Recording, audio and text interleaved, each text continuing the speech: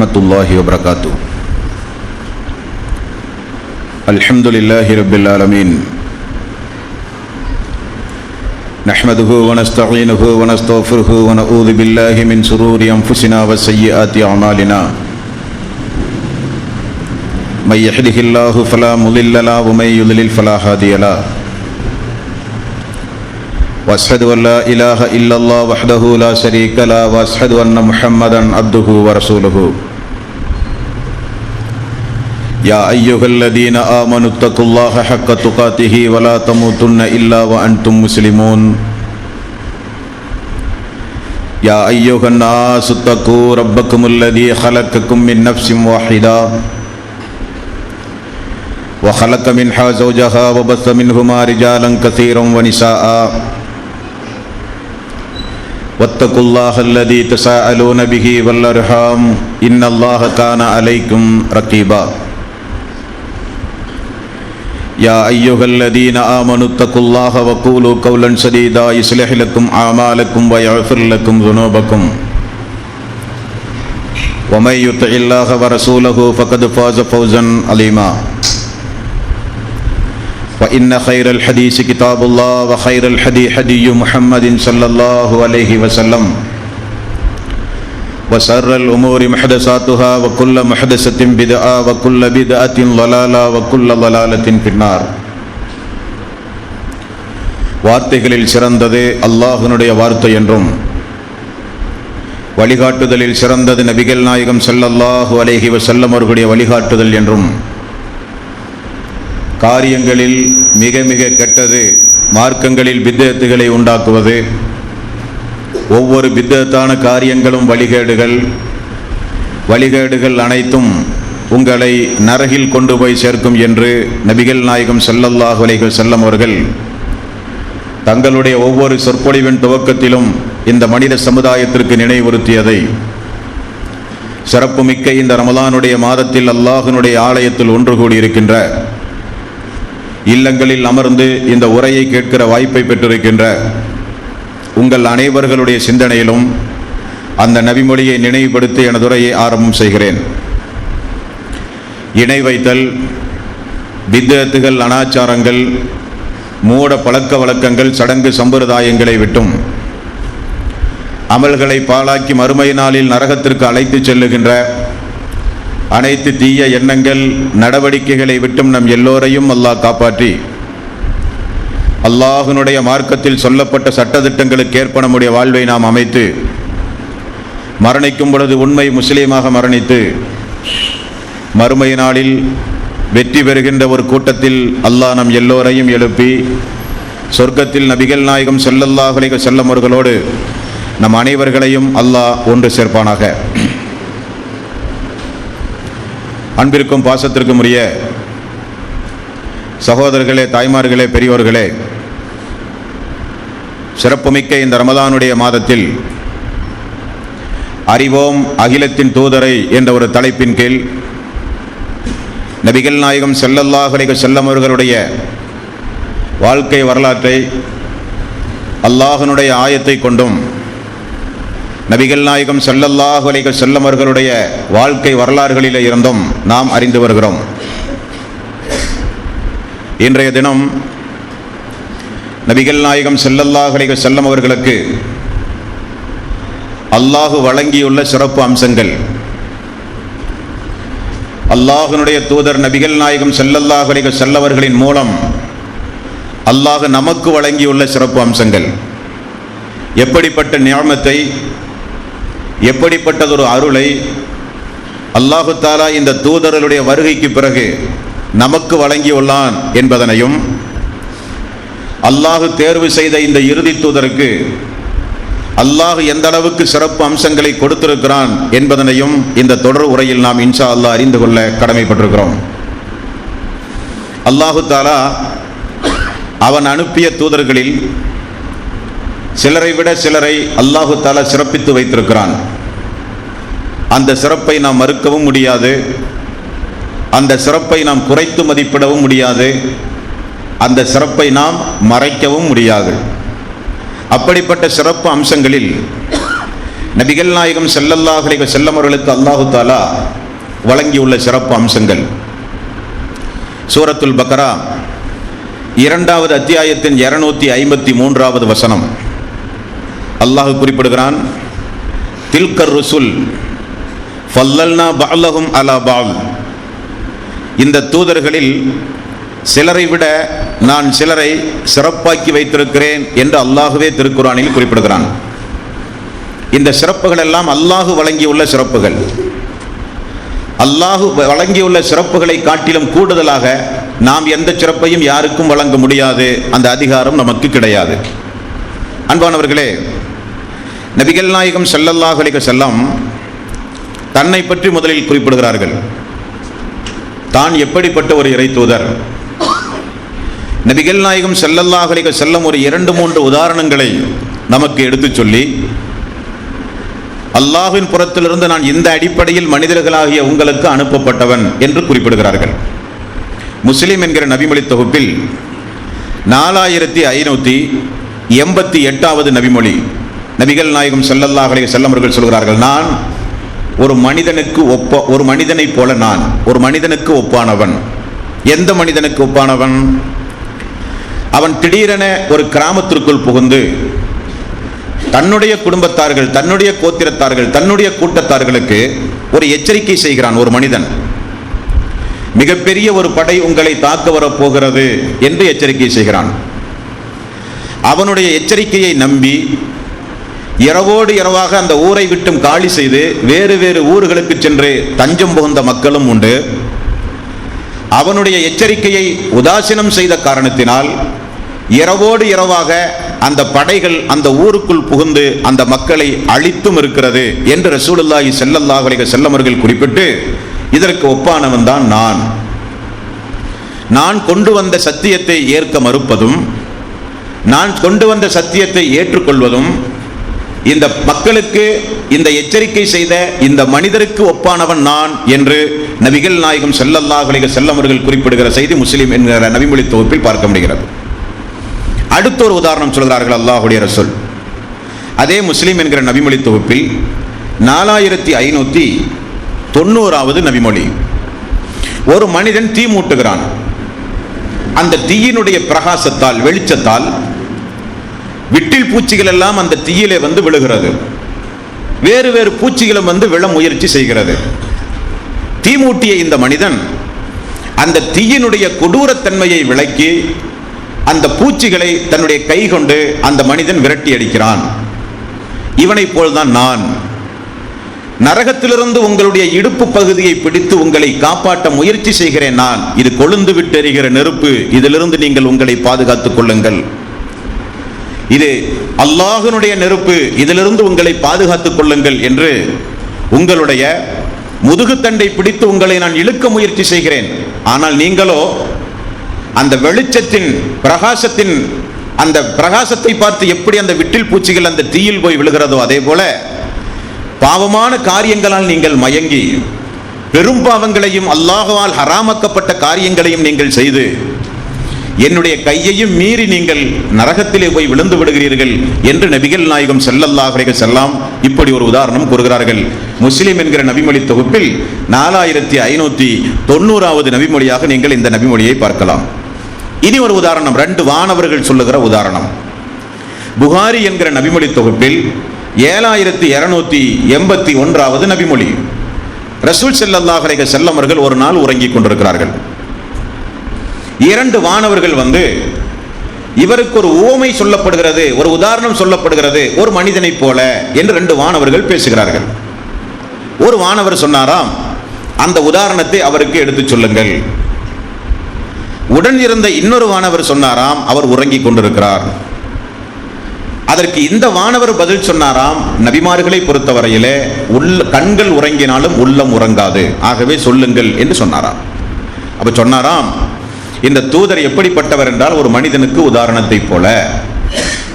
ஒரு மனிதன் ஒரு வீடு கட்டுகிறான். வீடு கட்டி முடிந்து ஒரு அழைப்பாளனை அழைத்து அவன் சுற்றி இருக்கிற பகுதி மக்களுக்கெல்லாம் சென்று ஒரு விருந்துக்கு ஏற்பாடு செய்து அழைக்கிறான்.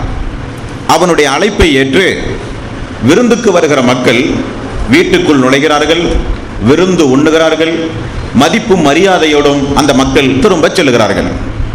ரசூலுல்லாஹி ஸல்லல்லாஹு அலைஹி வஸல்லம் அவர்களுக்கு இந்த உதாரணம் சொல்லப்படுகிறது. அல்லாஹ்வுடைய வீடு என்பது இஸ்லாம், அழைப்பாளர் என்பவர் அல்லாஹ்வுடைய ரசூல். சொர்க்கம்தான் அந்த வீடு. யாரெல்லாம் அல்லாஹ்வுடைய அழைப்பை ஏற்று வருகிறார்களோ அவர்களெல்லாம் அந்த சொர்க்கத்திற்குள் நுழைந்து விடுவார்கள். அல்லாஹ்வுடைய தூதருக்கு கட்டுப்படுகிறவர்கள் எல்லாம் அல்லாஹ்வுக்கு கட்டுப்பட்டவர்கள் ஆவார்கள்.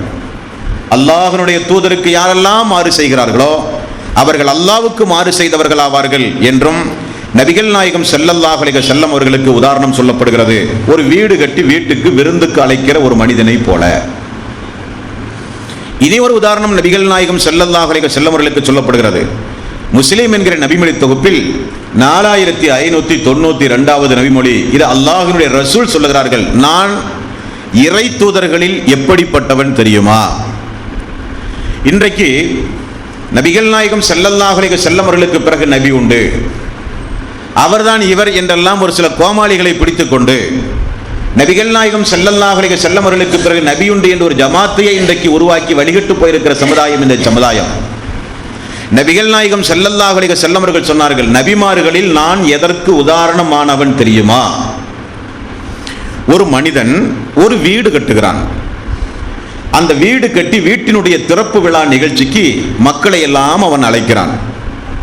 வருகிற மக்கள் அந்த வீட்டினுடைய அழகை பார்த்து மெய்மறந்து போய் இறுதியில் பார்வையிடுகிற மக்கள் எல்லாம் சொல்லுகிறார்களாம், இந்த ஒரு செங்கல் மீதம் இருக்கிறது, இந்த செங்கல்லும் வைத்திருந்தால் இந்த வீடு இன்னும் பார்ப்பதற்கு அழகாக இருக்கும் என்று வந்து போகிற மக்கள் எல்லாம் குறைபட்டு பேசினார்களாம். ரசூலுல்லாஹி ஸல்லல்லாஹு அலைஹி வஸல்லம் அவர்கள் சொன்னார்கள், அந்த மீதம் இருக்கிற செங்கல் தான் நான். இஸ்லாம் என்கிற அந்த வீட்டினுடைய மாளிகையில், நபிமார்கள் என்கிற அந்த செங்கல்லில் மீதம் இருக்கிற இறுதியான செங்கல் தான் நான். எனக்கு பிறகு இனி நபி கிடையாது. அல்லாஹு தஆலா என்னை கொண்டு நபிமார்களுடைய வரிசையை அல்லாஹ் பூர்த்தி செய்து விட்டான் என்றும் நபிகள் நாயகம் ஸல்லல்லாஹு அலைஹி வஸல்லம் மிக அழகாக பச்சிலம் குழந்தைக்கு சொல்வதை போல நபிகள் நாயகம் ஸல்லல்லாஹு அலைஹி வஸல்லம் ஒவ்வொரு உதாரணங்களாக எடுத்து சொல்லி அல்லாஹ்வுடைய ரசூல் இந்த மனித சமுதாயத்திற்கு விளக்குகிறார்கள். இவைகளெல்லாம் அல்லாஹ்வுடைய தூதருக்கு சொல்லப்பட்ட உதாரணங்கள். முஸ்லிம் என்கிற நபிமொழி தொகுப்பில் 4596வது நபிமொழி. அல்லாஹு தஆலா எந்த சமுதாயத்திற்கு அருள் புரிய நாடுகிறானோ என்றால் நமக்கு அல்லாஹு தஆலா செய்த ஒரு நிஅமத். ஆதம் அலைஹிஸ்ஸலாத்து வஸ்ஸலாம் அவர்களுக்கு பிறகு வந்த ஒவ்வொரு நபிமார்களுடைய வாழ்க்கை வரலாற்றையும் குர்ஆனிலே படித்து பாருங்கள்.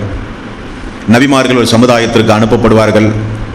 அந்த மக்களோடு கடுமையான பிரச்சாரங்களை செய்வார்கள். அந்த மக்களில் எதிர்க்கக்கூடியவர்களும் இருப்பார்கள், ஏற்றுக்கொள்ளக்கூடியவர்களும் இருப்பார்கள். ஒரு சில நபிமார்களையே கொலை செய்திருக்கிறார்கள் பாவிகள். நபிமார்கள் கொலை செய்திருக்கிறார்கள். நபிமார்கள் அல்லாஹ்வுடைய ரசூலை போன்ற நிறைய நபிமார்கள் இந்த பூமிக்கு அனுப்பப்பட்டு நிறைய வேதனைகளுக்கும் சித்திரவதைகளுக்கும் ஆளாக்கப்பட்டிருக்கிறார்கள். அப்போவெல்லாம் அல்லாஹ் ரப்பல் ஆலமீன் என்ன செய்வான்? அந்த நபிமார்கள் பிரார்த்தனை செய்வார்கள், அந்த சமுதாயத்தை அல்லாஹ் அழித்து விடுவான். அப்ப இந்த சமுதாயத்தை ஏன் அல்லாஹ் விட்டு வைத்திருக்கிறான்? ரசூலுல்லாஹி ஸல்லல்லாஹு அலைஹி வஸல்லம் அவர்களுக்கு பிறகு நபி வருவதாக இருந்தால் முன்னால் உள்ள நபிமார்களுக்கெல்லாம் என்ன நிலைமை ஏற்பட்டதோ அதுதான் இந்த சமுதாயத்திற்கு ஏற்பட்டிருக்கும். அல்லாஹ்வுடைய ரசூல் இறுதி நபியாக இருக்கிற காரணத்தினால் நபிகள் நாயகம் ஸல்லல்லாஹு அலைஹி வஸல்லம் அவர்களுக்காக வேண்டி அல்லாஹ் புரிந்த மிகப்பெரிய நிஅமத் என்ன தெரியுமா? உடனுக்குடனே அல்லாஹ் நம்மை தண்டிக்காமல் விட்டு வைத்ததுதான் மிகப்பெரிய நிஅமத். இந்த தூதருக்காக அல்லாஹ் செய்த நிஅமத். நபிகள் நாயகம் ஸல்லல்லாஹு அலைஹி வஸல்லம் எவ்வளவு அற்புதமான ஒரு உதாரணம் சொல்கிறார்கள் பாருங்கள். முஸ்லிம் என்கிற நபிமொழி தொகுப்பில் 4596வது நபிமொழி. அல்லாஹு தஆலா ஏதாவது ஒரு சமுதாயத்தை தண்டிக்க நாடினால் தூதரை உயிரோடு வாழ வைத்துத்தான் அல்லாஹ் தண்டிப்பான். என்ன காரணம்? அந்த தூதருடைய மனம் திருப்தி அடைவதற்காக, அந்த தூதருடைய கண்கள் குளிர்ச்சி அடைவதற்காக, அந்த தூதரை இருக்க வைத்துத்தான், பார்க்க வைத்துத்தான் அல்லாஹு தஆலா அந்த சமுதாயத்தை அளிப்பான். அனுப்பப்பட்ட அந்த தூதர்கள் கடுமையான பிரச்சாரங்களை மேற்கொள்ளும் போது அந்த தூதரை யாரெல்லாம் எதிர்க்கிறார்களோ, மனவேதனைக்கு ஆளாக்குகிறார்களோ, தூதரை மறுக்கிறார்களோ, தூதரை அடிக்கிறார்களோ, தூதரை கொலை செய்ய முயற்சி செய்கிறார்களோ, இவர்களை எல்லாம் அல்லாஹ் ஒரு காலம் வரை விட்டு வைப்பான். இந்த தூதர் அல்லாஹ்விடத்திலே பிரார்த்தனை செய்யும் போது அந்த தூதருடைய மனம் திருப்தி கொள்ளுகிற வகையில் தூதரை உயிரோடு வைத்தால் சமுதாயம் அளிக்கப்படும். ரசூலுல்லாஹி ஸல்லல்லாஹு அலைஹி வஸல்லம் அவர்கள் சொன்னார்கள், நான் உங்களுக்கு முன்னதாகவே சென்று விடுவேன் என்றால் அல்லாஹு தஆலா உங்களை அழிக்க மாட்டான். உங்களுக்கு முன்னால் நான் சென்று விடுவேன், உங்களை நான் எதிர்பார்த்து காத்து கொண்டிருப்பேன் என்று நபிகள் நாயகம் ஸல்லல்லாஹு அலைஹி வஸல்லம் அவர்கள் கூறுகிற செய்தி முஸ்லிம் என்கிற நபிமொழி தொகுப்பில் 4596வது நபிமொழி. அல்லாஹ்வுடைய ரசூல் நம்மை எங்கு எதிர்பார்ப்பார்கள்? அல்லாஹ்வுடைய ரசூல் நம்மை எங்கு எதிர்பார்ப்பார்கள் என்றால் கௌசர் என்கிற தடாகத்தில் நபிகள் நாயகம் ஸல்லல்லாஹு அலைஹி வஸல்லம் நம்மை எதிர்பார்ப்பார்கள். அல்லாஹு தஆலா 108வது வசனத்தில் இன்னா அஅதைனாக்கல் கௌசர் ஃபஸல்லி லிரப்பிக வன்ஹர் இன்ன ஸானியக ஹுவல் அப்தர். ஒரு 3 வசனம், சின்ன ஒரு அத்தியாயம். அல்லாஹ் ரப்பல் ஆலமீன் நபிகள் நாயகம் ஸல்லல்லாஹு அலைஹி வஸல்லம் அவர்களுக்கு சொல்கிறான், இன்னா அஅதைனாக்கல் கௌசர், நபியே நிச்சயமாக அல்லாஹ் உமக்கு கௌசர் தடாகத்தை வழங்கப் போகிறான். ஃபஸல்லி லிரப்பிக வன்ஹர், ஆகவே நீங்கள் அல்லாஹுவை தொழுது அவனுக்கு அறுத்து பலியிடுவீராக. இன்ன ஸானியக ஹுவல் அப்தர், எதிரிகள் தான் உம்முடைய எதிரிகள் தான் வழித்தோன்றல்கள் இல்லாதவர்கள், சந்ததிகள் இல்லாதவர்கள், பிரபலியமாகாதவர்கள் என்று அல்லாஹு தஆலா திருக்குரானில் 108வது வசனத்தில் அந்த கௌசர் என்கிற தடாகத்தை குறித்து அல்லாஹ் விவரமாக சொல்லுகிறான். நபிகள் நாயகம் ஸல்லல்லாஹு அலைஹி வஸல்லம் அவர்களின் மூலம் அல்லாஹு தஆலா நமக்கு செய்த நிஅமத் இன்றைய தினத்தில் நாம் பார்க்க போது 2-3 சிறப்புகள் நமக்கு செய்திருக்கிறான். அல்லாஹ் தூதருக்கு வழங்கிய சிறப்புகளில் ஒன்றுதான் கௌசர் என்கிற தடாகத்தை அல்லாஹு தஆலா மறுமை நாளிலே அவருக்காக வேண்டி வழங்குவது. இந்த சமுதாயத்திற்கு அல்லாஹு தஆலா தூதரின் மூலம் செய்த சிறப்பு, செய்த தவறுக்காக வேண்டி அல்லாஹ் உடனுக்குடனே நம்மை தண்டிக்காமல் விட்டு வைத்தது. அவகாசம் தந்திருக்கிறான் அல்லாஹு தஆலா. ஹிஜ்ரி 11ஆம் ஆண்டு 63வது வயதில் நபிகள் நாயகம் ஸல்லல்லாஹு அலைஹி வஸல்லம் அவர்கள் மரணித்தார்கள். அவர் உயிரோடு வாழும் பொழுதே இந்த சமுதாயத்தை அல்லாஹு தஆலா அழிக்க நாடி இருந்தால் யாரும் போய் கேள்வி கேட்க முடியாது. ஆனால் அவருக்கு பிறகு இனி நபி இல்லை என்று சொல்லி அவரை முன்னதாகவே அல்லாஹு தஆலா கைப்பற்றி இந்த சமுதாயத்திற்கு அல்லாஹு தஆலா மிகப்பெரிய நிஅமத்தை வழங்கியிருக்கிறான் என்றால் உடனுக்குடனே அல்லாஹு தஆலா நம்மை தண்டிக்காமல் இருப்பது. அல்லாஹ் தந்த அவகாசத்தை திருந்துவதற்கு நாம் முயற்சி செய்ய பயன்படுத்த வேண்டும்.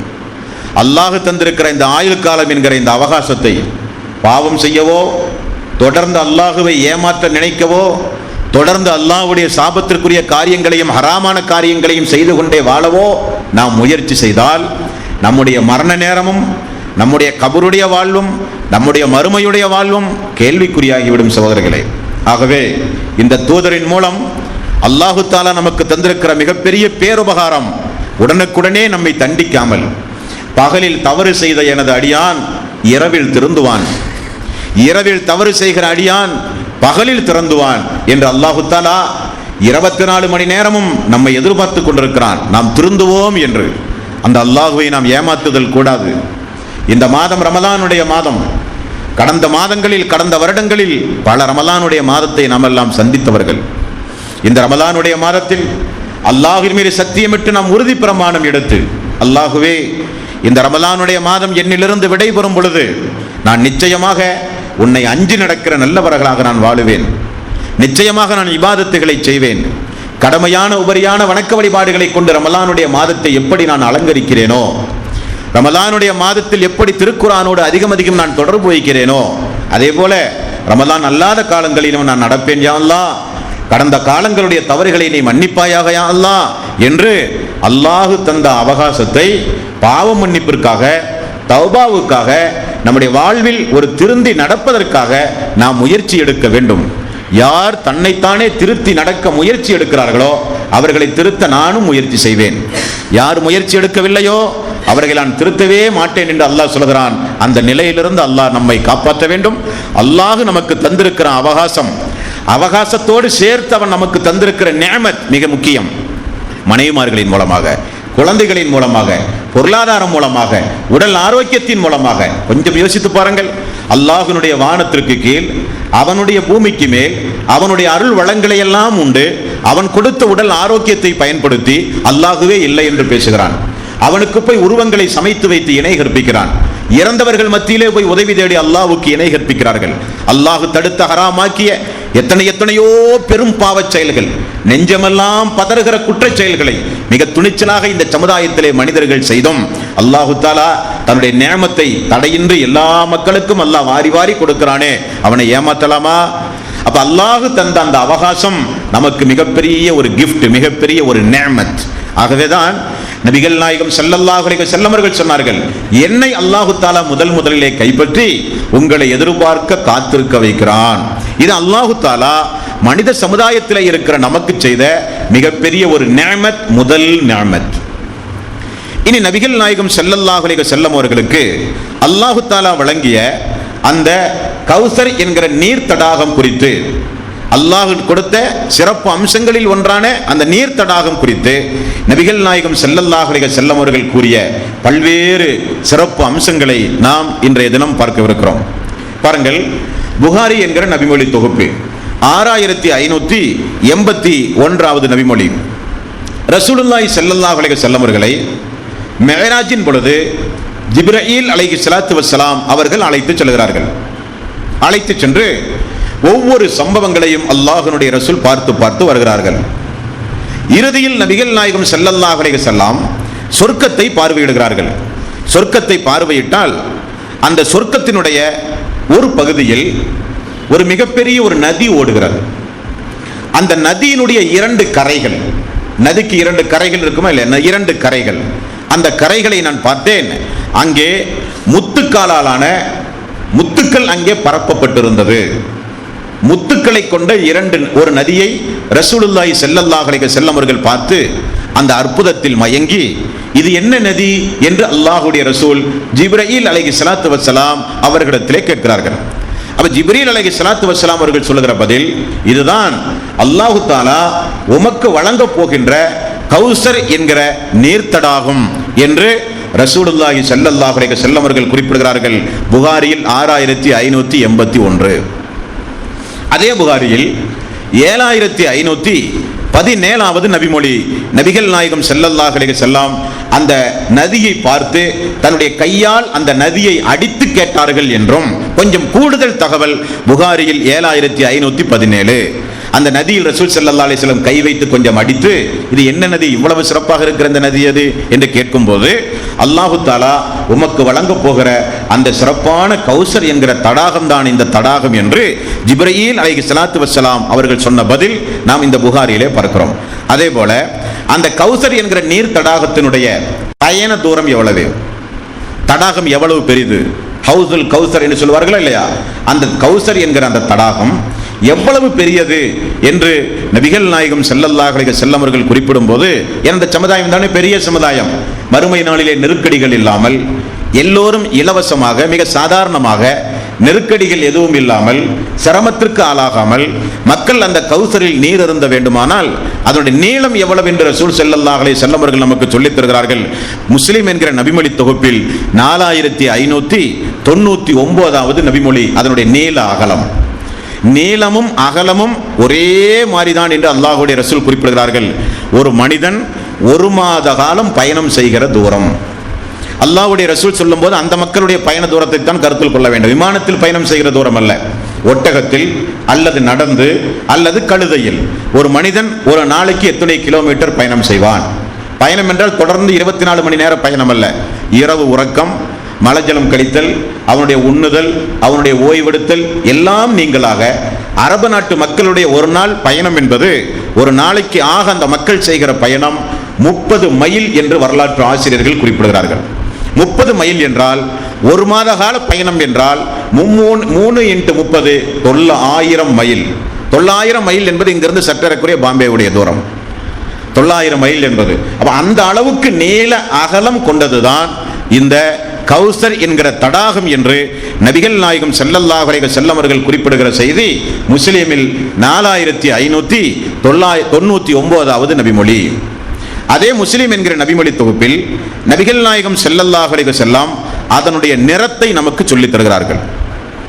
பொதுவாக தண்ணீருக்கு நிறம் கிடையாது. தண்ணீர் கருப்பா, சிவப்பா, வெள்ளையா, என்ன நிறம் என்று கேட்டால் தண்ணீருக்கு நிறம் கிடையாது. தண்ணீரில் நாம் என்ன பொருளை கலக்கின்றோமோ அதற்கு தக்கவாறு தண்ணீருடைய கலர்கள் மாறுமே தவிர தண்ணீருக்கென்று எந்த நிறமும் கிடையாது. ஆனால் நபிகள் நாயகம் ஸல்லல்லாஹு அலைஹி வஸல்லம் அவர்கள் குறிப்பிடுகிறார்கள், அல்லாஹு தஆலா மறுமை நாளில் அவன் பொருந்திக் கொண்ட அடியார்களுக்கு கௌசர் என்கிற தடாகத்திலிருந்து நீர் அருந்த கொடுப்பானே, அந்த நீர் எப்படிப்பட்ட கலரில் இருக்கும் என்றால் வெள்ளியை விட வெண்மையானது. நபிகள் நாயகம் ஸல்லல்லாஹு அலைஹி வஸல்லம் அவர்கள் சொல்லுகிறார்கள். இனி ஒரு நபிமொழியில் 4607வது நபிமொழி அதே முஸ்லிமில் அல்லாஹ்வுடைய ரசூல் சொல்லுகிறார்கள், பாலை விடவும் வெண்மையானது, வெள்ளியை விட வெண்மையானது, பாலை விட வெண்மையானது. அப்படியான கொஞ்சம் விசேஷமான வாட்டர், விசேஷமான தண்ணி. அல்லாஹு தஆலா கௌசர் என்கிற தடாகத்தை அல்லாஹ்வுடைய ரசூலுக்கு கொடுத்தானே தவிர ரசூல் ஸல்லல்லாஹு அலைஹி வஸல்லம் விருப்பப்பட்டவர்களுக்கெல்லாம் எடுத்து குடிக்கிறதற்கு கொடுக்க முடியுமா என்றால் அது முடியாது. ஒரு சில நிபந்தனைகள் உண்டு, அதை பின்னால் நாம் இன்ஷா அல்லாஹ் பார்ப்போம். அப்ப ஒரு மாத காலம் பயணமாகிற அளவுக்கு மிகப்பெரிய ஒரு நீர் தடாகத்தை அல்லாஹு தஆலா நபிகள் நாயகம் ஸல்லல்லாஹு அலைஹி வஸல்லம் அவர்களுக்கு கொடுக்கிறான். பாலை விட வெண்மையானது, வெள்ளியை விட வெண்மையானது என்றெல்லாம் நபிகள் நாயகம் ஸல்லல்லாஹு அலைஹி வஸல்லம் அந்த நீர் தடாகத்தை குறித்து நமக்கு சொல்லித் தருகிறார்கள். இனி அது எப்படிப்பட்ட சுவையானது, அது துவர்ப்பா, இனிப்பா, கசப்பா, எப்படிப்பட்ட சுவையானது, அதையும் ரசூல் ஸல்லல்லாஹு அலைஹி வஸல்லம் அவர்கள் நமக்கு சொல்லித் தருகிறார்கள். முஸ்லிம் என்கிற நபிமொழி தொகுப்பில் 4609வது நபிமொழி, அந்த கௌசருடைய நீர் தேனை விட ருசியானது, சுவையானது, தேனை காட்டிலும் சுவையானது என்று நபிகள் நாயகம் ஸல்லல்லாஹு அலைஹி வஸல்லம் அவர்கள் குறிப்பிடுகிறார்கள். நமக்கு ஒரு சந்தேகம் வரும், அல்லாஹ்வுடைய ரசூலுடைய சமுதாயம் எவ்வளவு பெரிய சமுதாயம், இதற்கு முன்னால் வாழ்ந்திருக்கிறார்கள் பல்லாயிரக்கணக்கான மக்கள், இன்னைக்கு நாம் வாழ்ந்து கொண்டிருக்கிறோம் பல கோடி மக்கள், இனி வாழப்போகிறார்கள் பல கோடி மக்கள். இந்த கௌசரில் நீர் அருந்துவதற்கு மக்களுக்கு ஏதாவது கப்புகள், கோப்பைகள் இருக்குமா என்றால் அல்லாஹ்வுடைய ரசூல் அதையும் நமக்கு சொல்லித்தராமல் இல்லை. முஸ்லிம் என்கிற நபிமொழி 4615வது நபிமொழி அல்லாஹ்வுடைய ரசூல் சொல்கிறார்கள், பொன்னினாலும் வெள்ளியினாலும் அல்லாஹ் அங்க கோப்பைகளை வைத்திருப்பான். எந்த அளவுக்கு அந்த கோப்பைகள் மேகமூட்டம் இல்லாத இருட்டான நேரத்தில் எந்த அளவுக்கு வானத்தில் நட்சத்திரங்கள் உண்டுமோ அந்த நட்சத்திர எண்ணிக்கை அளவுக்கு அல்லாஹு தஆலா கௌசரில் கோப்பைகளை வைத்திருப்பான். வெள்ளியிலான கோப்பைகள், பொன்னாலான கோப்பைகள், இறை விசுவாசிகள் எடுத்து அருந்துவதற்காக வேண்டி அல்லாஹ் ஏற்பாடு செய்திருக்கிறான் என்று நபிகள் நாயகம் ஸல்லல்லாஹு அலைஹி வஸல்லம் அவர்கள் குறிப்பிடுகிறார்கள். அப்பொழுது பாருங்கள், பாலை விட வெண்மையானதாம், தேனை விட சுவையானதாம், குடிப்பதற்கு கோப்பைகள் இருக்குமாம், அதை எடுத்து அருந்துகிற பொழுது அதனுடைய மனம் என்ன என்று கூட ரசூலுல்லாஹி ஸல்லல்லாஹு அலைஹி வஸல்லம் அவர்கள் சொன்னார்கள். மனங்களிலேயே மிகச்சிறந்த நறுமணம் கஸ்தூரி. நபிகள் நாயகம் அல்லாஹ்வுடைய ரசூல் சொல்கிறார்கள், அந்த கௌசருடைய தண்ணீர் எப்படிப்பட்ட மனமிக்கது என்றால் கஸ்தூரி மனமிக்கது என்றார்கள் அல்லாஹ்வுடைய ரசூல். முஸ்லிம் என்கிற நபிமொழி தொகுப்பில் 4599வது நபிமொழியாக நீங்கள் இந்த நபிமொழியை பார்க்கலாம். அல்லாஹ்வுடைய நீதிமன்றத்தில் அல்லாஹ்வுடைய அடியார்களே, நாம் எல்லாம் விசாரணைக்கு நிற்க வேண்டும். நபிகள் நாயகம் ஸல்லல்லாஹு அலைஹி வஸல்லம் அவர்கள் மிக தெளிவாகவே சொல்லிவிட்டார்கள், அல்லாஹு தஆலா ஒவ்வொரு மனிதர்களிடத்திலும் பேசுவான் மறுமை நாளில். யாரையும் அல்லாஹ் விட்டு வைக்க மாட்டான். எல்லா மனிதர்களிடத்திலும் அல்லாஹு தஆலா, அதுவும் அல்லாஹ்வுடைய ரசூல் சொன்னார்கள், கூட்டமாக நிறுத்தி வைத்தல்ல, தனிப்பட்ட அடிப்படையில் ஒவ்வொரு மனிதனிடத்திலும் அல்லாஹு தஆலா மறுமை நாளிலே பேசுவான், விசாரிப்பான். அவனுக்கும் அல்லாஹ்வுக்கு மத்தியில் எந்த ஒரு மொழிபெயர்ப்பாளர்களும் அந்த நாளில் இருக்க மாட்டார்கள். அல்லாஹ் உண்டு, நாம் உண்டு. நமக்கு வழங்கப்பட்ட ஆயுள் காலம், நமக்கு தரப்பட்ட நிஅமத், நாம் செய்த அமல், நாம் செய்த பாவங்கள் எல்லாம் அந்த மறுமை நாளிலே கொண்டு வரப்பட்டு விசாரிக்கப்படுகிற நாள் தான் அந்த மறுமை நாள். அப்ப அந்த மறுமை நாளில் எழுந்து நாம் நிற்பாட்டப்படும் போதுதான் எல்லா மனிதர்களுக்கும் உள்ளத்திலே ஒரு பயம். என்ன பயம்? நாம் தொழுத தொழுகையை அல்லாஹ் ஏற்றுக்கொண்டிருப்பானா? நாம் எவ்வளவோ பாவங்களை செய்து பாவ மன்னிப்பு கேட்டிருப்போமே, அந்த பாவ மன்னிப்பை எல்லாம் அல்லாஹ் ஏற்றுக்கொண்டிருப்பானா? அல்லது விசாரணைக்கு கொண்டு வரப்போகிறானா? நாம் செய்த அந்த நன்மையான அமல்களை, நாம் செய்த அமல்களுக்குரிய கூலியை நிறைவாக தருவானா? அல்லது அமல்கள் இஹ்லாஸ் இல்லாத அமல் என்று அல்லாஹு தஆலா இந்த நாளிலே நிராகரிப்பானா என்றெல்லாம் எல்லோரும் நடுநடுங்கி நிற்கிற நாள். நாம் மட்டுமல்ல, நபிமார்கள் எல்லாம் நடுநடுங்கி நிற்பார்களாம். நாம் கொடுத்த தூதுப்பணியை முறையாக செய்தோமா, அல்லது நபியாக அனுப்பப்பட்ட காலத்தில் யாரையாவது அடிக்கவோ துன்புறுத்தவோ மனது நோகமாறு செய்யவோ அவர்களெல்லாம் மறுமை நாளிலே வந்து அல்லாஹ்விடத்திலே முறையிடவோ ஏதாவது செய்வார்களா என்று நபிமார்களும் பயந்து நிற்கிற நாள். அப்ப அல்லாஹு தஆலா மறுமை நாளில் ஒவ்வொரு மனிதர்களையும் அழைத்து விசாரித்து அல்லாஹ் விசாரணை செய்ய போகிறான் என்றால் எத்தனை நாள் அல்லாஹ்வுடைய நீதிமன்றத்தில் நாம் நிற்க வேண்டும்? ஒரு நாளா, பாதி நாளா, ஒரு மாசமா, ஒரு வருடமா, எத்தனை வருஷம்? நபிகள் நாயகம் ஸல்லல்லாஹு அலைஹி வஸல்லம் அவர்களுக்கு அருளப்பட்ட திருக்குர்ஆனில் அல்லாஹ் என்ன சொல்கிறான் தெரியுமா? அல்லாஹ்வினுடைய ஒரு நாள் என்பது உங்களுடைய 50,000 ஆண்டுகளுக்கு சமம். அப்போ சுமார் 50,000 வருஷம் ஒவ்வொரு ஆளும் மறுமை நாளில் நிற்கணும்.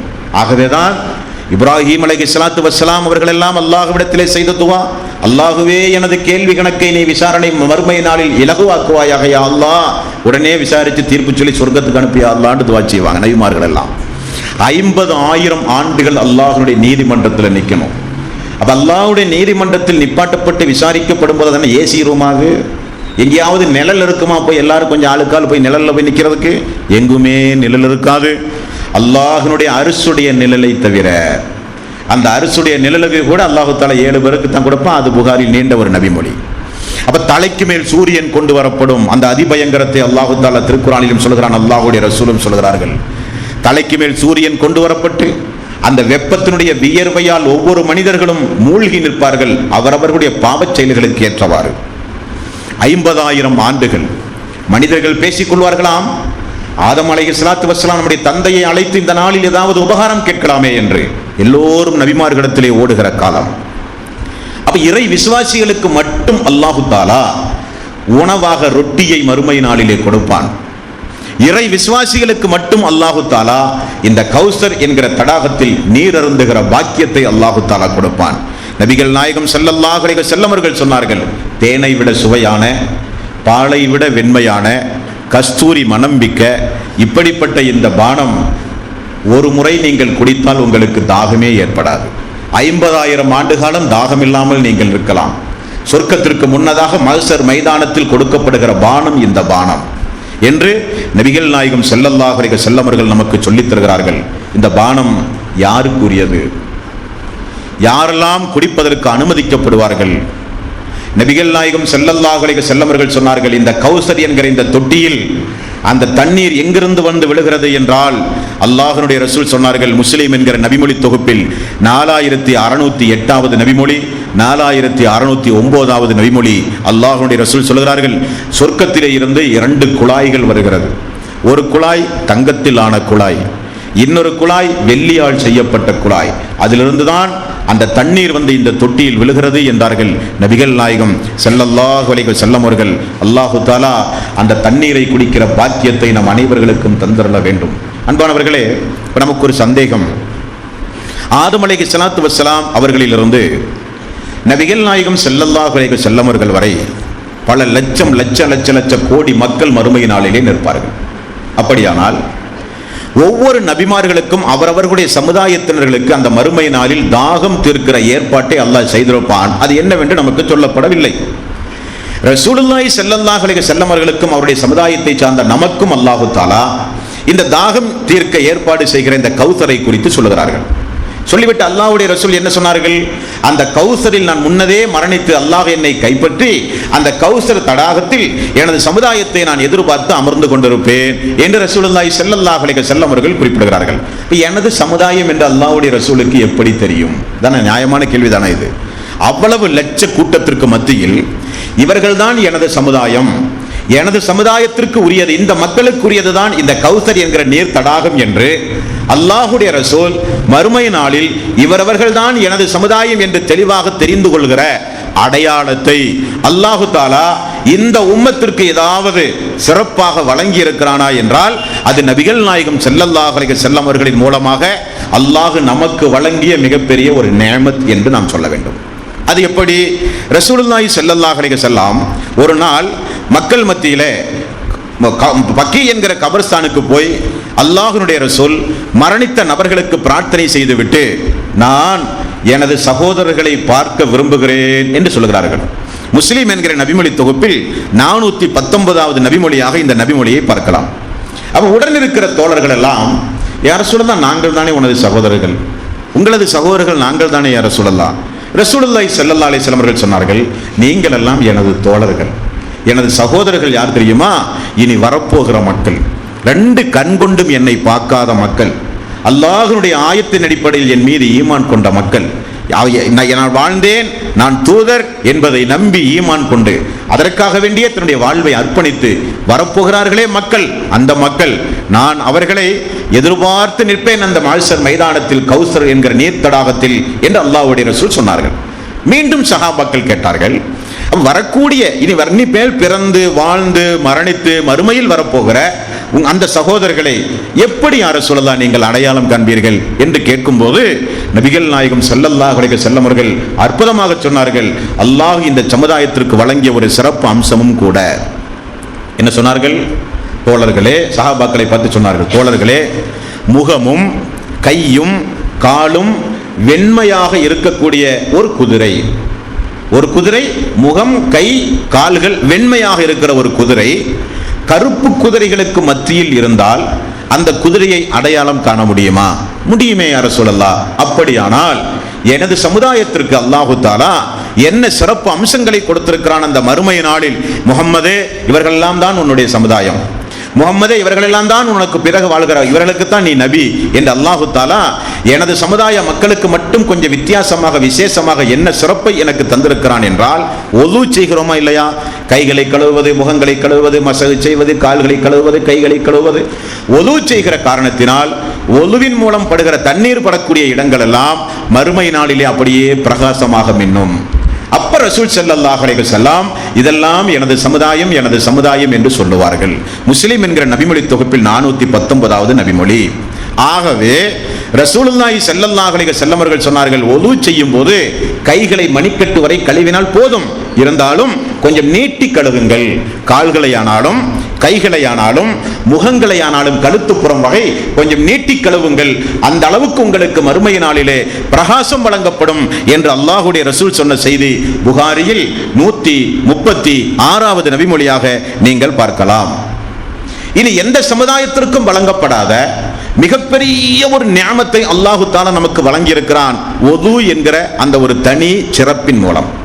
நாமெல்லாம் பள்ளிவாசலுக்கு வந்தால் ஒது செய்வோம், அதனுடைய சிறப்பும் தெரியாது, மகத்துவம் தெரியாது, அந்த ஒது எதற்காக வேண்டி செய்கிறோம் என்றும் தெரியாது. பேசிக்கொண்டு பொடும்போக்காக கைகளை எத்தனை முறை கழுவினோம், முகத்தை சரியாக கழுவினோமா, நாசிக்கு தண்ணீர் செலுத்தினோமா, கால்களை முறையாக கழுவினோமா என்றெல்லாம் நாம் கவனிக்காமல் கொஞ்சம் பொடும்போக்காக ஒது செய்து வருகிறோம். அந்த நிலையில் கொஞ்சம் மாற்றம் வேண்டும். காரணம், ஒதுவின் மூலம் நமக்கு கிடைக்கக்கூடிய நன்மை, இந்த சமுதாயத்திற்கு இந்த தூதரின் மூலம் அல்லாஹு தஆலா கொடுத்த நன்மை எவ்வளவு என்று நீங்கள் அறிந்தால் அதிர்ந்து போவீர்கள். நபிகள் நாயகம் ஸல்லல்லாஹு அலைஹி வஸல்லம் அவர்கள் சொல்கிற செய்தி முஸ்லிமில் 387வது நபிமொழி, யார் ஒருவர் ஒது செய்து இறை அச்சத்தோடு, ஒலுவை அல்லாஹ்வுடைய ரசூல் காண்பித்து கொடுத்த முறைப்படி ஒரு மனிதர் ஒது செய்து இறை அச்சத்தோடு யார் 2 ரக்காத்து தொழுகிறாரோ அவருடைய முற்சென்ற பாவங்கள் எல்லாம் மன்னிக்கப்பட்டது. இந்த முற்சென்ற பாவங்கள் எல்லாம் மன்னிக்கப்பட்டது என்பது ஒரு சில நன்மைகளுக்கு மட்டும்தான் சொல்லப்பட்டிருக்கு இஸ்லாத்தில், எல்லாத்திற்கும் சொல்லப்படல. எதற்கெல்லாம்? ஹஜ்ஜுக்கும் உம்ராவுக்கும் சொல்லப்பட்டிருக்கு. ரமலானுடைய மாதத்தில் தொடர்ந்து நோன்பு நோக்கிற மக்களுக்கு சொல்லப்பட்டது. பெரிய பெரிய இபாதத்துகளுக்கு சொல்லப்பட்ட ஒன்று நாம் பொடும்போக்காக ஒது செய்கிற அந்த ஒரு சுத்தத்திற்கு சொல்லப்படுகிற ஒரு நன்மை. ஆகவே கொஞ்சம் ஜாக்கிரதையா இருக்கணும். யார் ஒருவர் ஒலுவை பூரணமாக செய்து இறை அச்சத்தோடு 2 ரக்காத்து தொழுகிறாரோ அவருடைய முற்சென்ற பாவங்கள் மன்னிக்கப்பட்டது என்றார்கள் ரசூலுல்லாஹி ஸல்லல்லாஹு அலைஹி வஸல்லம். அதை முஸ்லிம் நஸஈ என்கிற நபிமொழி தொகுப்பில் 148வது நபிமொழியில் பாருங்கள், ஒலுவுக்கு இன்னொரு சிறப்பு பாருங்கள். சுப்ஹானல்லாஹ். மறுமை நாள்ல சொர்க்கத்திற்கு 8 வாசல்கள் இருக்கும். நரகத்திற்கு எப்படி வாசல்கள் உண்டுமோ அதே போல சொர்க்கத்திற்கு மறுமை நாளிலே 8 வாசல்கள் உண்டு. தொழுகையாளி தொழுகையினுடைய வாசல் வழியாக செல்லுவார், தர்மம் செய்தவருடைய வாசல் வழியாக செல்லுவார், ரையான் என்கிற வாசல் நோன்பாளிகள் மட்டும் செல்லுகிற வாசல், இப்படி 8 வாசல்கள் உண்டு. இந்த 8 வாசல்களுக்கு முன்னிலும் அல்லாஹு தஆலா கொண்டு போய் நிறுத்தி நீ விரும்பிய வாசல் வழியாக செல் என்று அல்லாஹ் யாரை சொல்லுவான்? இது எவ்வளவு பெரிய சிறப்பு! யாருக்கு என்றால் முறையாக ஒது செய்கிற மக்களுக்கு. பெரிய தியாகம் ஒன்றும் இல்லை. முறையாக யார் ஒது செய்து அஷ்ஹது அல்லா இலாஹ இல்லல்லாஹ் வ அஷ்ஹது அன்ன முஹம்மதன் அப்துஹு வ ரசூலுஹு என்று யார் ஒருவர் சொன்னாரோ அவர் 8 வாசல்கள் வழியாகவும் அழைக்கப்படுவார். விரும்பிய வாசல் வழியாக நீங்கள் செல்லுங்கள் என்று சொல்லப்படுவார் என்று நபிகள் நாயகம் ஸல்லல்லாஹு அலைஹி வஸல்லம் அவர்கள் கூறுகிறார். அதே நஸஈ என்கிற நபிமொழி தொகுப்பில் 147வது நபிமொழியாக நீங்கள் பார்த்தால் இன்னும் கொஞ்சம் கூடுதலாக அல்லாஹ்வுடைய ரசூல் இந்த சமுதாயத்திற்கு சொன்ன சிறப்பு என்னவென்றால், யார் ஒருவர் ஒது செய்து தனது முகத்தை அல்லாஹ்வுக்காக வேண்டியே பணிக்கிறாரோ அவர் அன்று பிறந்த பாலகனை போல் மாறுவார்கள். ஹஜ்ஜுக்கு சொல்ற வாசகம்.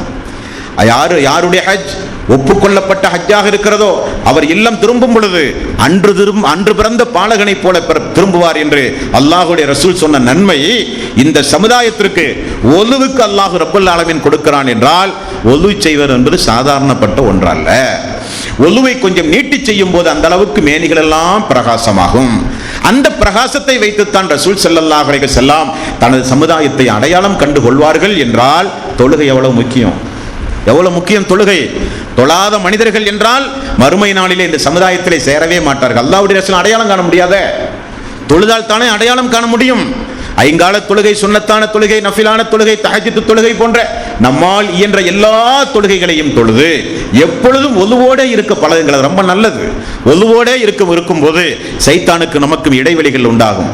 ஒலுவோடே இருக்கும் பொழுது மலக்குமார்களுக்கு நமக்கு ஒரு நெருக்கம் உண்டாகும். ஒலுவோடு இருக்கிறது மிகுந்த நன்மைக்குரிய ஒரு காரியம். ஆகவே ஒலுவுக்கு இவ்வளவு நன்மைகள் இஸ்லாமிய மார்க்கத்திலே சொல்லப்பட்டிருக்கிறது. அந்த ஒலு செய்கிற மக்களுடைய உறுப்புகள் பிரகாசமாகுமே, இதை வைத்துத்தான் அல்லாஹ்வுடைய ரசூல் மறுமை நாளில் இந்த சமுதாயத்தை அடையாளம் காண்பார்கள் என்று அல்லாஹ்வுடைய ரசூல் குறிப்பிடுகிறார்கள். சரி, அல்லாஹு தஆலா கௌசர் என்கிற தடாகத்தை அல்லாஹ்வுடைய ரசூலுக்கு அல்லாஹ் கொடுத்தால் ஒரு இறுதி நபி, சிறப்புக்குரிய நபி, தனது சமுதாயத்தில் எல்லாருக்கும் அவர் குடிக்க கொடுக்க முடியுமா? முடியாது. அவருடைய பணி என்னவென்றால் அந்த கௌசர் தடாகத்திற்கு அருகில் போய் அமர்ந்து கொள்வார். தனது சமுதாயத்தில் எத்தனை பேர்கள் அந்த இடத்திற்கு வந்து நீர் அருந்துகிறார்கள் என்று பார்த்து ஒரு சந்தோஷம் அடைவார்கள். அந்த இடத்திற்கு போனுமே 2 சோதனை சாவடிகள் உண்டு மறுமை நாளில். அந்த கௌசர் என்கிற நீர் தடாகத்திற்கு செல்ல வேண்டுமானால் 2 சோதனை சாவடிகள் உண்டு. ஒரு சோதனை சாவடி யாருடைய உடல் உறுப்புகள் எல்லாம் மின்னுகிறதோ அவர்களை மட்டுமே தனியாக பிரித்தெடுத்து அந்த முதல் சோதனை சாவடியிலே விட்டு விடுவார்கள். அவர் அதை கடந்து உள்ளே செல்லுவார். உள்ளே சென்றால் தண்ணீர் அருந்த வேண்டும். நபிகள் நாயகம் ஸல்லல்லாஹு அலைஹி வஸல்லம் அவர்கள் சொன்னார்கள், ஒரு நாள், ஓ மனிதர்களே, மக்களே என்று ஒரு நாள் அழைத்தாராம். உம்மு சலமா ரலியல்லாஹு அன்ஹா அவர்கள் அந்த அழைப்பை கேட்டவுடனே பள்ளியை போய் எட்டி பார்த்தார்களாம்.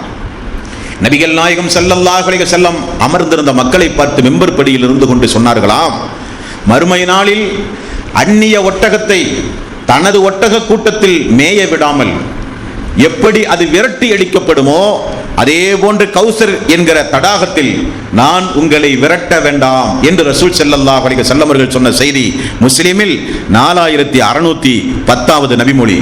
இன்னும் அல்லாஹ்வுடைய ரசூல் சொல்கிறார்கள் முஸ்லிமில் 419வது நபிமொழியில், வழி தவறிய ஒரு ஒட்டகம் அடுத்தவனுடைய ஒரு மேய்ச்சலில் போய் தலையிட்டு மேயும் போது இடத்தின் உரிமையாளன் எப்படி வேகமாக விரட்டுவானோ அதே போல உங்களை நான் விரட்ட வேண்டாம் என்றும் ரசூலுல்லாஹி ஸல்லல்லாஹு அலைஹி வஸல்லம் அவர்கள் சொல்கிற செய்தியை பார்க்கிறோம். அப்ப மறுமை நாளில் அல்லாஹ்வுடைய ரசூல் விரட்டுவார்கள். மலக்குமார்கள் தடுத்து மலக்குமார்களும் கொஞ்சம் மனிதர்களை விரட்டுவார்கள். அவர்கள் யார்? இவர்கள் எல்லாம் தொழுதவர்கள். முதல் சோதனை சாவடியில் வெற்றி பெற்று அல்லாஹ்வுடைய ரசூலுடைய கண்ணுக்கு முன்னால் வந்து நிற்கிற மக்கள். ரசூலுல்லாஹி ஸல்லல்லாஹு அலைஹி வஸல்லம் அவர்கள் சொன்னார்கள், நானும் அவர்களை பார்ப்பேன், அவர்களும் என்னை பார்ப்பார்கள். அந்த அளவுக்கு நெருக்கமாக அந்த கௌசருக்கு அருகிலே வந்து நிற்பார்கள்.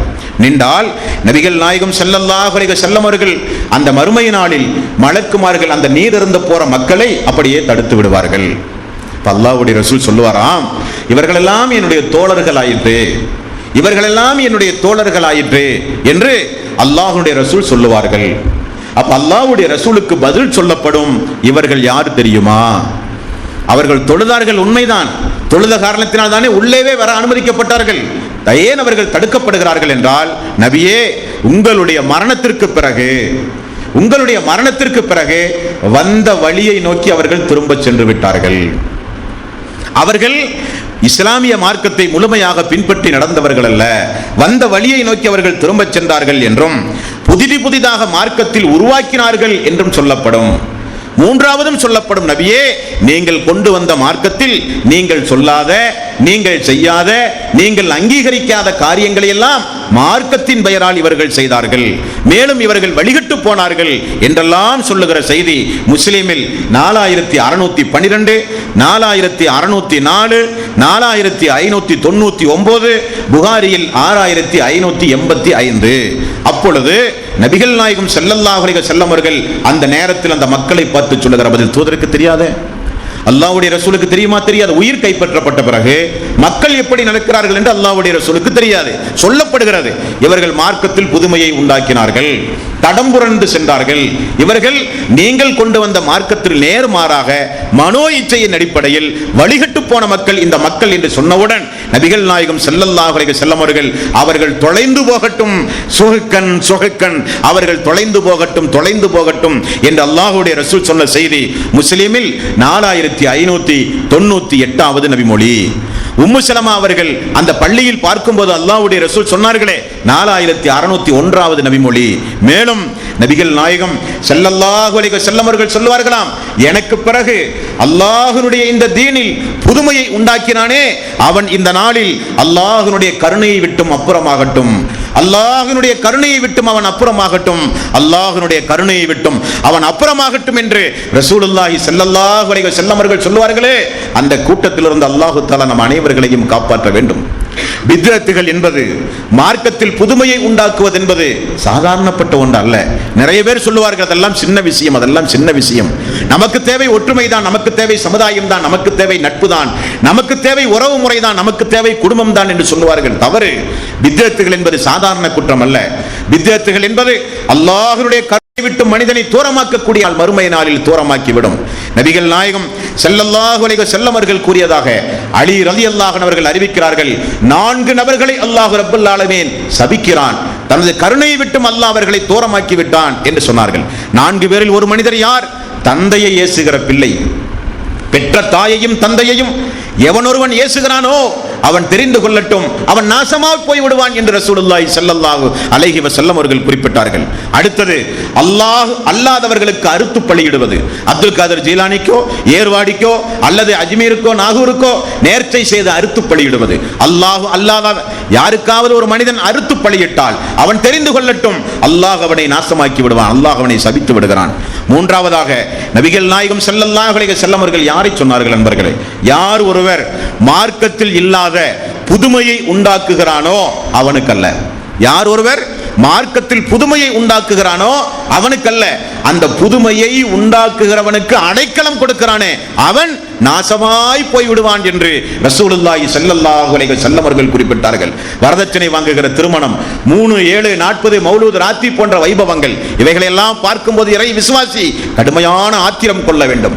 மார்க்கத்தில் இல்லாததை செய்கிறானே, வரதட்சணை வாங்கி மார்க்கத்திற்கு புறம்பான திருமணங்களை செய்து அல்லாஹ் கொண்டு வந்த இந்த தீனில், அல்லாஹ்வுடைய இந்த தீனில் புதுமையை உண்டாக்குகிறானே என்று வெறுப்பு வருவதற்கு பகரமாக நாமும் போய் அந்த திருமணங்களிலே போய் கலந்து கொண்டு பித்அத்துகளை போய் ஊக்குவித்தால், ரசூலுல்லாஹி ஸல்லல்லாஹு அலைஹி வஸல்லம் அவர்கள் சொன்னார்கள், பித்அத்தை யார் அங்கீகரிக்கிறானோ, பித்அத்து செய்கிறவனை யார் அடைக்கலம் கொடுத்து பாதுகாக்கிறானோ, பித்அத்து செய்கிற மனிதனை யார் ஊக்குவிக்கிறானோ அவன் நாசமாய் போய் விடுவான் என்று ரசூலுல்லாஹி ஸல்லல்லாஹு அலைஹி வஸல்லம் அவர்கள் குறிப்பிட்டார்கள். நான்காவது யார் என்றால், பூமியின் அடையாள சின்னங்களை மாற்றுகிறவன். ஊர் எல்லை, இதுதான் இந்த ஊர் என்று போர்டு வைத்திருப்பார்கள், அங்கே போய் போஸ்டர் ஒட்டுவது, அந்த ஊர் எல்லையை மாற்றுவது, அல்லது நமக்குரிய எல்லை என்று பவுண்டரி கல் இருக்கும், அவரவர்களுடைய எல்லைக்கல், பிளாட் போடுறோமா இல்லையா, அந்த எல்லைக்கல், அந்த கல்லை மாற்றி அடுத்தவருடைய இடத்தை அபகரிக்க முயற்சி செய்வது, இப்படி பூமியில் இருக்கிற அடையாள சின்னங்களை எவன் மாற்றுகிறானோ அவனும் தெரிந்து கொள்ளட்டும், அல்லாஹ்வுடைய சாபம் அவனுக்கு உண்டாகும் என்று நபிகள் நாயகம் ஸல்லல்லாஹு அலைஹி வஸல்லம் அவர்கள் குறிப்பிட்டார்கள். ஆகவே இந்த புனிதமிக்க ரமலானுடைய மாதத்தில் கௌசரில் நீர் அருந்துகின்ற நன்மக்களாக நாம் மாற வேண்டுமானால் அல்லாஹ்விடத்திலே பிரார்த்தனை செய்ய வேண்டும். அல்லாஹ்வே, வழிதவறி போன மக்களுக்கு மறுமை நாளில் கௌசரி என்கிற நீர் தடாகத்தில் நீர் அருந்த பாக்கியம் இல்லை என்று அல்லாஹ்வுடைய ரசூல் நமக்கு சொல்லித் தந்திருக்கிறார்கள். வழிதவறி போகாமல் இருக்க வேண்டுமானால் அல்லாஹ்விடத்திலே நாம் பிரார்த்தனை செய்ய வேண்டும். அல்லாஹும்ம யா முகல்லிபல் குலூப் சப்பித் கல்பி அலா தீனிக, உள்ளங்களை புரட்டுகின்ற யா அல்லாஹ், எங்களது உள்ளத்தை இந்த மார்க்கத்தில் உறுதிப்படுத்தியா அல்லாஹ். ரப்பனா லா துஜி குலூபனா பஅத இத ஹதைதனா வஹப் லனா மின் லதுன்க ரஹ்மா இன்னக அன்தல் வஹ்ஹாப். உள்ளங்களை புரட்டுகின்ற யா அல்லாஹ், எங்களுடைய உள்ளத்தை இந்த மார்க்கத்தில் உறுதிப்படுத்தி என்று அல்லாஹ்வுடைய ரசூல் பிரார்த்தனை செய்ததை போல அல்லாஹ் கற்றுத் தந்த பிரார்த்தனை, அல்லாஹ்வே, எங்களுடைய உள்ளம் இந்த மார்க்கத்தின் பக்கம் திரும்பிய பிறகு நேர்வழியின் பக்கம் நாங்கள் நடக்கும் பொழுது எங்களை வழிதவறாமல் நீதான் யா அல்லாஹ் பாதுகாக்க வேண்டும். உனது அருளும் உனது கிருபையும் எங்களுக்கு வேண்டும் யா அல்லாஹ். கடந்த காலங்களில் பித்அத்துகள் என்னவென்று தெரியாமல், தெரிந்தாலும் அதனுடைய விபரீதம் புரியாமல் நாங்கள் பித்அத்தான காரியங்களில் நாங்கள் பங்கெடுத்திருந்தாலும், இனி வரக்கூடிய காலங்களில் யாராக இருந்தாலும் எங்களுடைய குடும்பத்திலே அப்படிப்பட்ட வைபவங்கள் நடந்தாலும் அந்த பித்அத்துகளை நாங்கள் ஏறெடுத்தும் பார்க்க மாட்டோம். யா அல்லாஹ், கௌசர் என்கிற நீர் தடாகத்தில் தண்ணீர் அருந்துகிற பாக்கியத்தை எங்களுக்கு தா. யா அல்லாஹ், அல்லாஹ்வுடைய ரசூலை அந்த கௌசரில் பார்த்து அவரும் எங்களை பார்த்து நாங்களும் அவரை பார்த்து சந்தோஷமாக முகமன் கூறி மகிழ்ந்து அந்த கௌசரில் நீர் அருந்துகிற ஒரு பாக்கியத்தை அல்லாஹ்வே எங்கள் எல்லோருக்கும் நீ தா. யா அல்லாஹ் என்று அல்லாஹ்விடத்திலே பிரார்த்தனை செய்ய பொருத்தமான மாதம் இந்த மாதம். ஆக இந்த நாளில் நாம் தெரிந்து கொண்ட விஷயங்கள், அல்லாஹு தஆலா நமக்கு செய்த மிகப்பெரிய ஒரு பேர் அருள், நம்மை உடனுக்குடனே தண்டிக்காமல் அல்லாஹ் விட்டு வைத்தது. இரண்டாவது, ஒதுவின் மூலம் அல்லாஹு தஆலா நம்முடைய உடல் உறுப்புகளை எல்லாம் பிரகாசமாக்க வைத்து மறுமை நாளில் இவர் இந்த உம்மத்தை சார்ந்தவர் என்ற அந்தஸ்தை அல்லாஹு தஆலா மறுமை நாளிலே தருவது. ஒதுவின் மூலம் அல்லாஹு தஆலா ஏராளமான நன்மைகளை, முன்னால் சென்று முற்செய்த பாவங்கள் மன்னிக்கப்படும், அன்று பிறந்த பாலகனைப் போல மாறுவார்கள், சொர்க்கத்துடைய 8 வாசலில் எந்த வாசல் வழியாக வேண்டுமானாலும் வரலாம். இப்படிப்பட்ட சிறப்பு அம்சங்களை இந்த உம்மத்திற்கு அல்லாஹு தஆலா இந்த தூதரின் மூலம் வழங்கியதைப் போல இன்னும் நிறைய சிறப்புகளை அல்லாஹு தஆலா இந்த நபி, அல்லாஹ்வுடைய ரசூல், இறுதியாக வந்த நபி என்கிற ஒரே காரணத்திற்காக இந்த உம்மத்திற்கு அல்லாஹு தஆலா வழங்கிய இன்னும் ஏராளமான சிறப்புகள் உண்டு. அவைகளையும் அறிந்து எந்தெந்த சிறப்புகள் இந்த சமுதாயத்திற்கு வழங்கப்பட்டதாக அல்லாஹ் சொல்லுகிறானோ, அல்லாஹ்வுடைய ரசூல் சொன்னார்களோ, அந்த சிறப்புக்கு உரியவர்களாக வாழ்ந்து மரணிக்கின்ற நல்லவர்களாக அல்லாஹ் நம் அனைவர்களையும் ஆக்கி அருள் புரிவானாக.